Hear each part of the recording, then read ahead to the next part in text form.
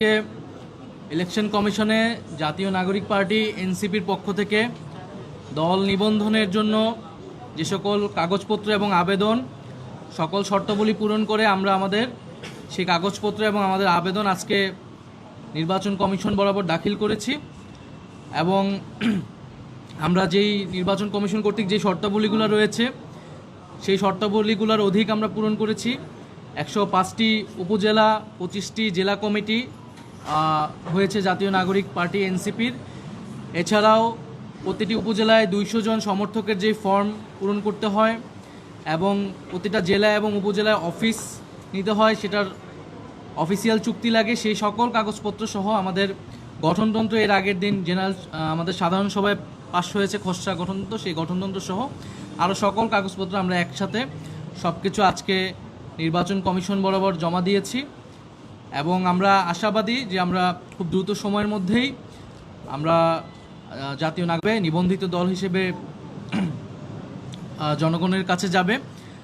আর আপনারা ইতিমধ্যে জেনেছেন যে আমরা আমাদের যে মার্কা দলীয় প্রতীক সেটার জন্য আমরা 3টি মার্কার আমরা আবেদন করেছি। 3টি মার্কার জন্য শাপলা, কলম এবং মোবাইল, কিন্তু আমাদের প্রথম পছন্দ হচ্ছে শাপলা এবং আমরা আশা করছি যে জনগণের মার্কা হিসেবে, গণ অভ্যুত্থানের মার্কা হিসেবে, সাধারণ গ্রাম বাংলার প্রতীক হিসেবে শাপলা মার্কা হিসেবে জাতীয় নাগরিক পার্টি পাবে এবং এই শাপলা মার্কা নিয়েই আমরা আগামী দিনে জনগণের ভিতরে কাজ করব, নির্বাচনে অংশগ্রহণ করব। এছাড়া আমরা প্রধান নির্বাচন কমিশনের সাথে কথা বলেছি, শুভেচ্ছা বিনিময় করেছি। সেখানে আমরা প্রবাসী ভোটাধিকারের যে বিষয়টি সেই বিষয়টি বলেছি। সেখানে জাতীয় নাগরিক পার্টির যে প্রস্তাবনা এর আগেও ইলেকশন কমিশনে এসে দিয়ে যাওয়া হয়েছিল, সেটি সম্পর্কে আমরা আমাদের জোর দাবি জানিয়েছি যাতে প্রবাসীদের ভোটাধিকার যে কোনো মূল্যে রক্ষা করা হয় এবং ওনারা এখনও সিদ্ধান্ত নেয়নি যে কোন প্রক্রিয়ায় প্রবাসী ভোটাধিকারটা নিশ্চিত করা হবে। ওনারা বলেছেন এটা দ্রুত সময়ের মধ্যে নিশ্চিত করা হবে। যদি আপনাদের প্রশ্ন থাকে। প্রশ্নটা হচ্ছে যে আপনারা দলীয় প্রতীক হিসাবে শাপলাকে চেয়েছেন, ইতিমধ্যে এটাতে প্রশ্ন হচ্ছে যে শাপলা বাংলাদেশের জাতীয় প্রতীক, জাতীয় একটা প্রতীককে আপনারা আপনাদের মার্কা হিসাবে চাইলেন, এটা কেন? বাংলাদেশের নির্বাচন কমিশনের যে আইন, আমরা সেই আইনগুলো পর্যালোচনা করেছি। আমরা দেখেছি সেই আইনগুলোতে এই ধরনের কোনো বাধা নিষেধ নাই। জাতীয় ফল হিসেবে কাঁঠাল একটি দলের মার্কা হিসেবে অলরেডি রয়েছে। সো সেক্ষেত্রে আমরা সেক্ষেত্রে কোনো সমস্যা দেখিনি বলে আমরা এটিতে আমরা আবেদন করেছি। এবং জাতীয় প্রতীকের একটা কথা এসেছে, জাতীয় প্রতীক কিন্তু কেবল শাপলা নয়, শাপলা, ধানের শীষ, তারকা এগুলো মিলেই কিন্তু জাতীয় প্রতীক। সেক্ষেত্রে আপনারা দেখবেন ধানের শীষ এবং তারকা বা তারা এই দুটি দলের মার্কা হিসেবে রয়েছে। ফলে সেক্ষেত্রে কোনো ধরনের আইনগত সমস্যা আমরা দেখি না। নির্বাচন কমিশনের সাথে আমরা এই বিষয়ে কথা বলেছি। আমরা শাপলাকে মার্কা হিসেবে নিয়েছি যে শাপলা গ্রাম বাংলার আমাদের যে সাধারণ মানুষ, আমাদের যে নদীমাতৃক বাংলাদেশ, আমাদের যে খেটে খাওয়া মানুষ, তাদের সকলের কাছে পরিচিত একটি বিষয় হচ্ছে শাপলা। সেই জায়গা থেকে আমরা মনে করেছি যে জাতীয় নাগরিক পার্টি এনসিপি যেহেতু সাধারণ মানুষের, সাধারণ জনগণের দল হিসেবে গণ অভ্যুত্থানের মধ্য দিয়ে প্রতিষ্ঠিত হয়েছে এবং সাধারণ মানুষের জন্য তারা কাজ করবে, রাজনীতি করবে, সেই জায়গা থেকে বিবেচনা থেকে আমরা শাপলাকে সর্বোচ্চ প্রায়োরিটি দিয়ে আমরা আবেদন করেছি শাপলার জন্য।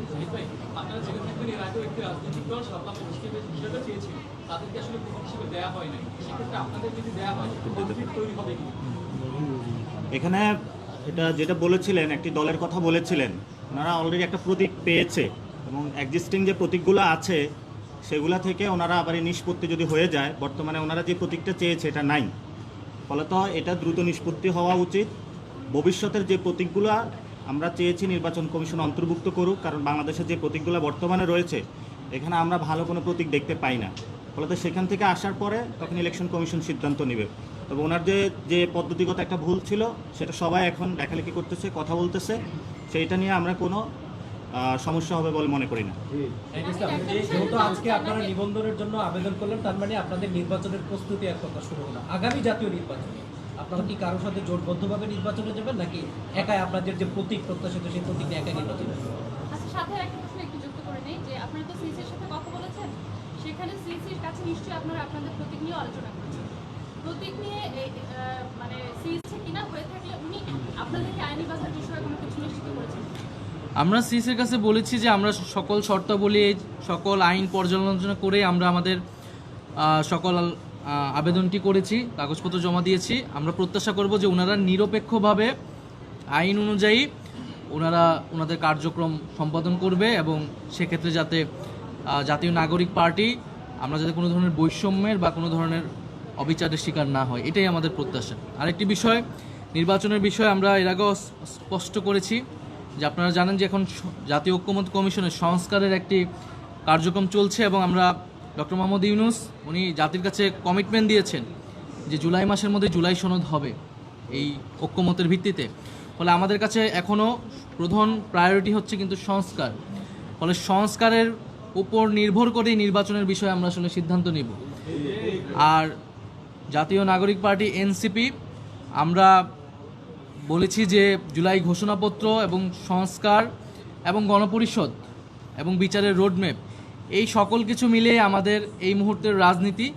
তো সেক্ষেত্রে একটা নিয়মতান্ত্রিক প্রক্রিয়া হিসেবে একটা রাজনৈতিক দলকে আসলে নিবন্ধন নিতে হয়, শর্তাবলী পূরণ করতে হয়, আবেদন করতে। আমরা সেই নিয়মতান্ত্রিক কাজটাই করছি, কিন্তু আমাদের এখনও প্রধান প্রায়োরিটি, প্রধান কাজের জায়গাটা হচ্ছে সংস্কার এবং যে বিচার, সেই বিচারগুলো নিশ্চিত করা এবং গণঅভ্যুত্থানের যে আকাঙ্ক্ষা ছিল।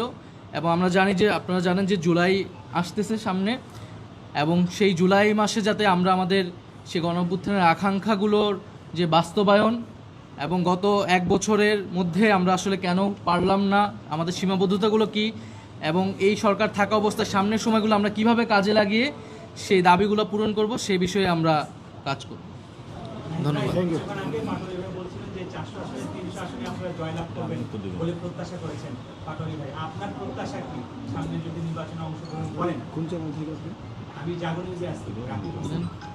আমাদের একটি কোশ্চেন এসেছে যে ভাই বলেছিলেন আমরা চাই বাংলাদেশে গণ অভ্যুত্থানের একটি সরকার গঠন হোক। ফলত আমরা সেটার বিষয়ে বলেছিলাম যে জনগণের একটি সরকার প্রতিষ্ঠিত হবে এবং সেই প্রত্যাশায় আমরা ফলত একটা দীর্ঘদিন যে একটা দাবি ছিল, কে বড় দল কে ছোট দল, আমরা মনে করি যে গণ অভ্যুত্থানে যারা অংশগ্রহণ করেছিল সবাই মিলে এই সংসদে যাবে এবং সেখানেই সরকার গঠন হবে। আর আমাদের আজকের যে এখানে আমরা নিবন্ধন কার্যক্রমের জন্য সব কিছু জমা দিয়েছি, সাংবাদিক ভাইদের জ্ঞাতার্থে জানাচ্ছি আমাদের ভবিষ্যতে আমাদের দল থেকে স্বাক্ষরিত আহ্বায়ক এবং সদস্য সচিবের স্বাক্ষরিত সাইনে 3 জনকে দায়িত্ব দেওয়া হয়েছে। আমি আপনাদের সামনে তাদেরকে পরিচয় করিয়ে দিচ্ছি, তাদের সাথে আপনারা যোগাযোগ রাখবেন। আমাদের সব ইনফরমেশন তাদের কাছে থাকবে, আমাদের ইলেকশন রিলেটেড সম্পর্কিত সব কিছু। খালেদ সাইফুল্লাহ হাসান আমার বামে এবং জহিরুল ইসলাম মুসাভাই হাসান আর আমি টিম লিড হিসাবে থাকবো। আপনারা এই 3 জন ব্যক্তির সাথে যোগাযোগ করবেন, আমরা প্রেস রিলিজের মধ্যে দিয়ে নাম্বারগুলো আপনাদের সাথে দিয়ে দিব।